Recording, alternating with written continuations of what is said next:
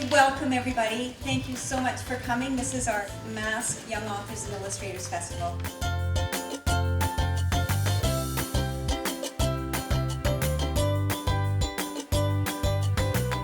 And as writers, we need to remember how to tell these stories in a way that people are going to want to read them.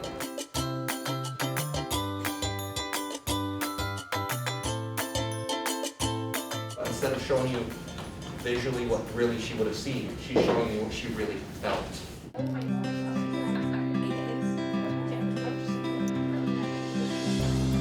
I learned a lot of new things, like other perspectives. I've made new friends.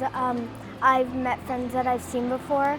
I learned how to start a story. I learned about planning ahead and plotting and the big picture.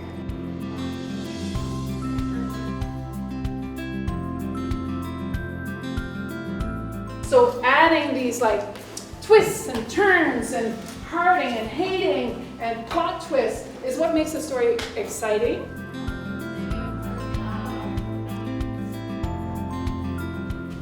Now see my pencil lines here?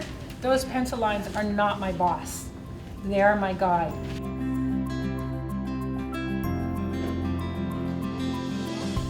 We learned about making comics and having fun and being artists and drawing.